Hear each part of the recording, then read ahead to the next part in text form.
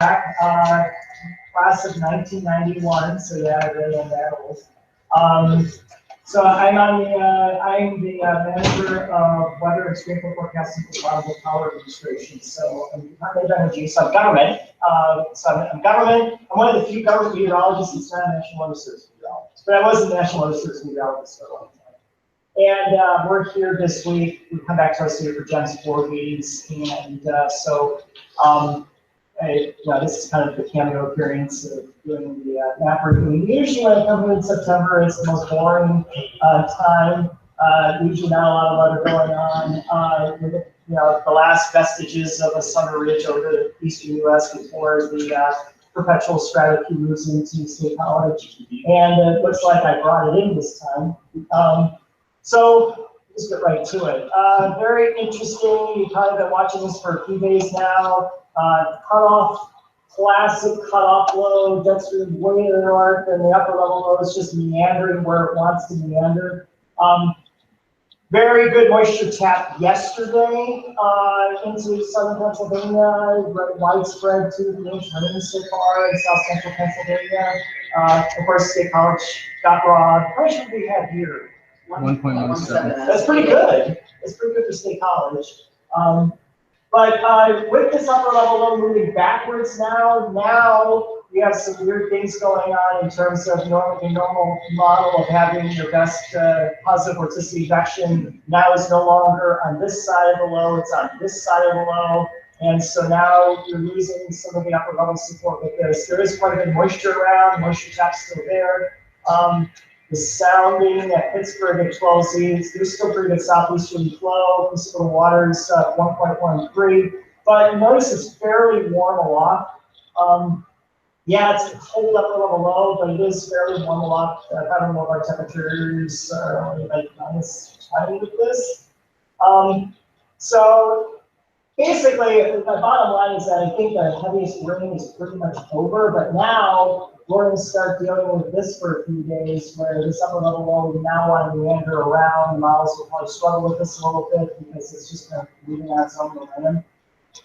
But you notice what will happen is now you get all these clear spots that develop under the upper level low. You do have some dry air loft wrapping into this, and every time you open up one of these holes, you get showers and thunderstorms to develop.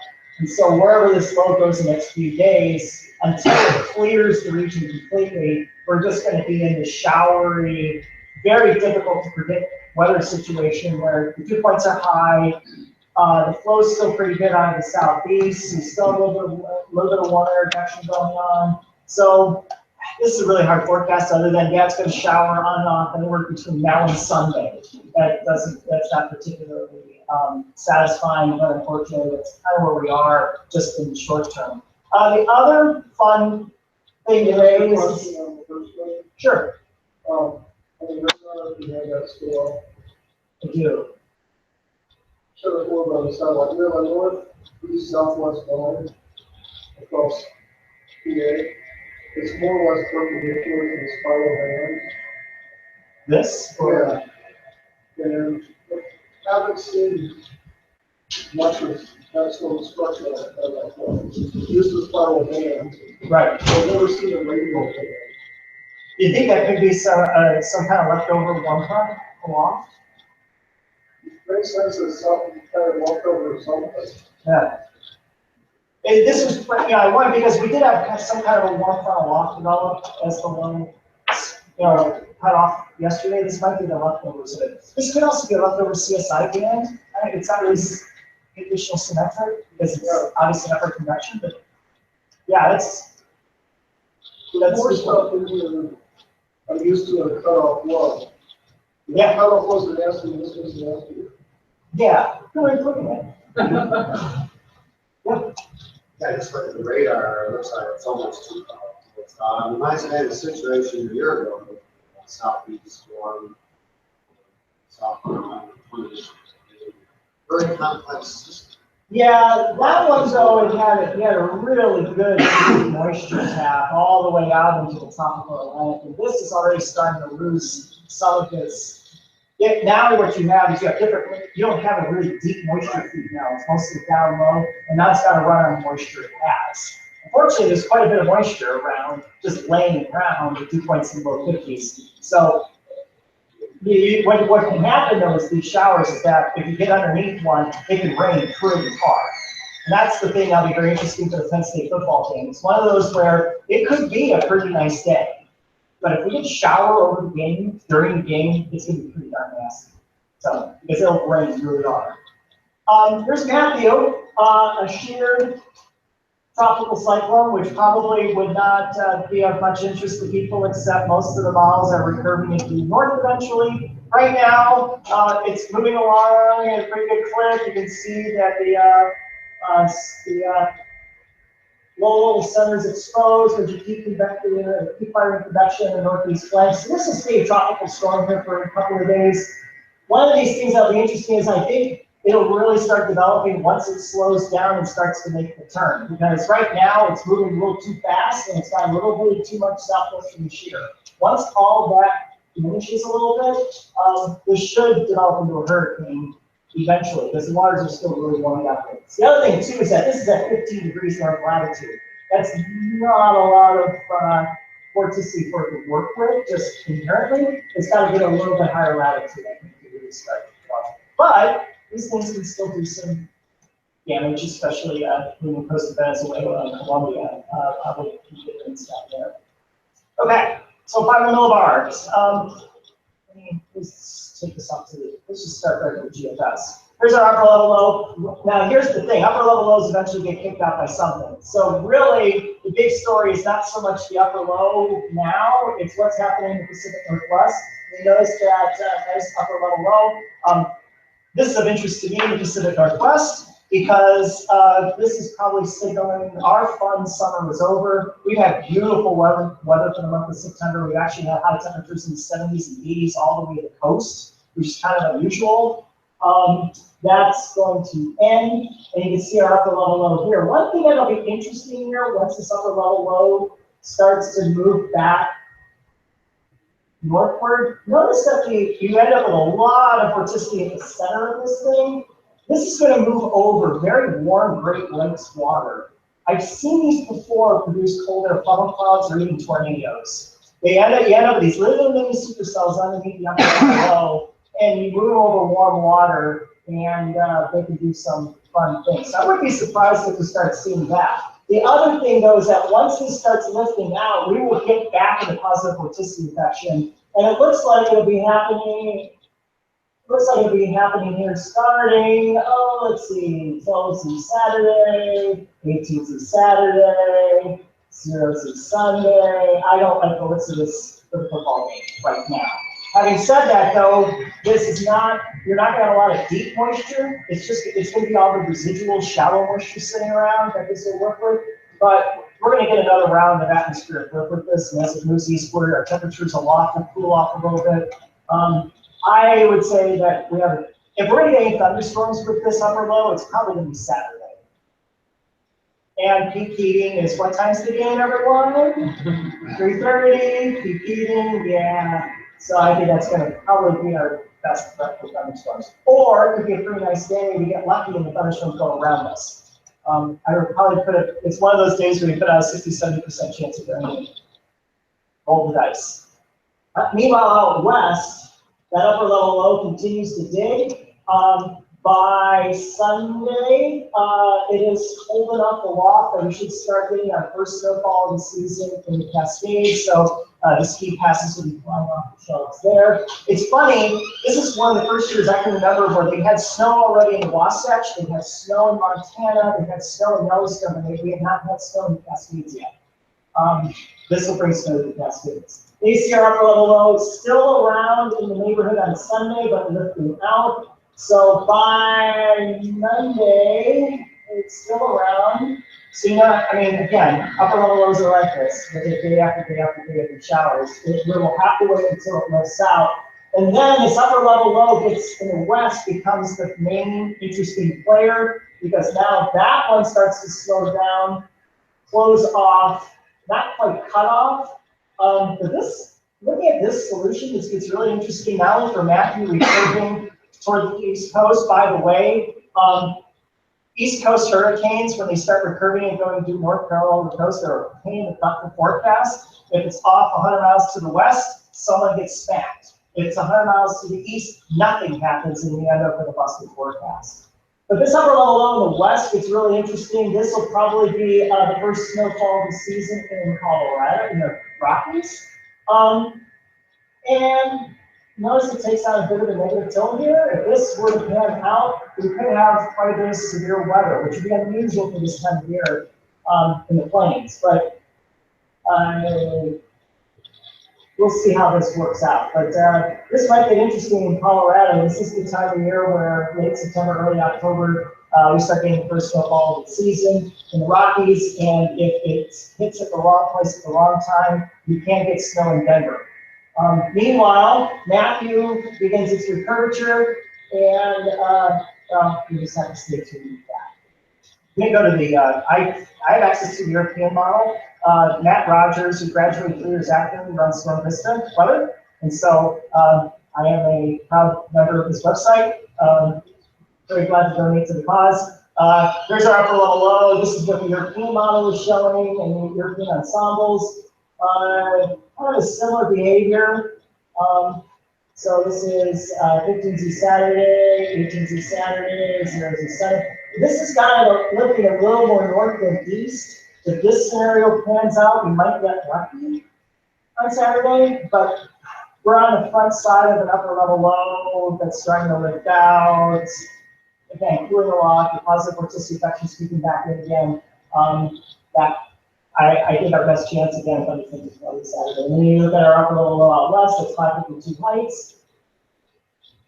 That gradually closes off, into the desert southwest. But you notice the spread here on the models, it's a pretty big spread out there.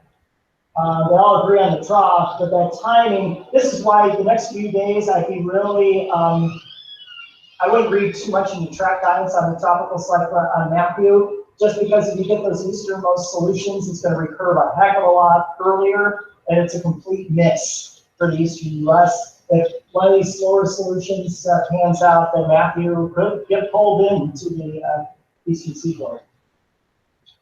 And you can see here it gets out, and then as we go into the latter half of next week, notice that that upper low takes on a bit of a tilt, and it comes out into the plains. This looks like pretty good weather here in State College, though, between systems. It looks like we'll be warming back up again. The heights start going back up toward 580, so you'll probably get another brief period of fairly warm weather. Normal high here is what, 65 this time of year? 63? Something like that. 65, I think, is Friday. Yeah, this will be 70, low 70s. So, and then later on, looks like we start. And back down low as they should this time here. Let's see, there's also, oh, here's the track guidance value from the various long range ensembles. This is the GFS ensembles. Anytime the system goes over Cuba, I always get worried because Cuba likes to destroy tropical cyclones. Those mountains are nice and high, but it's not going to spend a lot. Most of the track guidance suggests that it's going to move fairly quickly over the eastern half of Cuba. So it should emerge pretty well intact. But you can see here as we go out in time, the track guidance is, this looks like a narrow spread. Obviously it's not. I mean, the difference between this is a hit on South Carolina, this is nothing. This is a seagull killer and everything in between. Some of these models, this will be very interesting if you can maintain a system long enough, and remember that low's coming across the US and starts sticking on a bit of a negative tilt. In theory, you could pull this thing back into eastern US somewhere, but it's way too early to tell. What's that like that? That's the AP13. That's the, isn't that the fun one? This is the certain GFS on the top. Yeah, that's why, yeah, again, sure. But you're talking at what, 192 hours out? Yeah, good luck. But I think in the short term though, thank you, the early track guidance. You can see here, there's good spread even now. The GFS does have a tendency that all ensemble, but particularly GFS has a problem with under dispersion. So it doesn't capture the full range of potential systems. Now, these are, the Clipper is a statistical, L bar is, help me out here. L bar is the low. Some sort of theory. It's very Probably troubling. ignore it. They're Yeah, but band D, band shallow, I do tend to look at these a little bit just because if you have a deeper system, it'll go more toward a band deep track. So if the system ends up being a little bit stronger than forecasted, it might get a little bit farther away, or a little bit, if it's stronger and deeper, it could make a little bit more of a draw to the west. If it stays a very sheared cyclone like it is now, I would buy these more eastern tracks right now. But obviously, the further west you go, the more of a threat it is to Key West, where Key West probably is the most boring place to forecast for the weather challenge. High 88, low 72, high 88, low 72. But obviously, you can either get Cat 1 rain or Cat 5 rain, depending on what this thing does. So the good news, and someone pointed this out, is you guys forecast Tuesday through Friday, and it looks like the best approach is Monday, you're safe. So anyway, so that's it with Matthew. I think there's anything else everyone had questions about. Yeah. With Matthew, what did you lead to the sharp right turn in the I think it's getting onto the edge of that subtropical ridge that's to the northeast of it, and the approach of that upper level trough. Although I think there is another upper low down there. Yeah. There might be an oh shoot. I don't know if I actually want to do this. I might have. There's I think there's another week upper. Actually, no, let's do this. Oh, this is always dangerous when I'm coming and packing the place out. Let's see. Yes.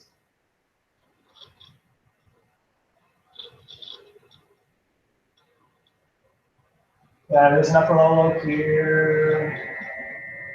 Yeah, I don't see anything apparent right now in there. There could be another upper level low that starts to turn. I think it's mostly just coming out underneath that ridge, and that curvature begins. This will be an interesting feature. This should get. I wasn't even paying attention to that feature. That could get a little interesting. This could make the track forecast even more challenging. Now you got another tuck feature that can use some shear on it, or if it can interact with it, it might occur a little faster.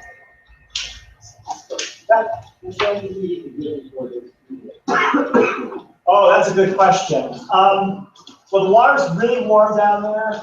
It's going to at least have a little bit of shear, though, throughout its lifespan. Probably a hurricane. The question, I don't know if it's going to, if you have the capability to rapidly deepen, especially as it makes the turn, but certainly, you know, Cat 1, Cat 2. Okay. But I don't see it as an environment where you have a nice, very low upper level shear environment where it can really strengthen quickly. And right now it's having trouble getting its act together now, so it might be hard for it to really get going. But you never say never when you're that far south in the Caribbean, because that those parts are off again this time of year. Now, it can spin up quickly as long as the upper level cooperates. Now, I will say this, the same thing that's causing the recurvature is also the thing that will induce shear on the system. So the recurvature actually means that that system's going to be, tropical system is going to shear. And it's still too far south to have a baroclinic effect on it, so you don't have baroclinic instability. You can actually help, actually strengthen the tropical cyclone. But in this case, I think it probably can't get past 2. If it goes to 3, possible, but yeah, that's some things to go right for.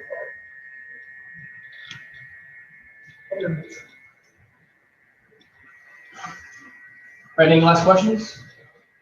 Am I short? Okay. Okay. Thank you very much. Cool.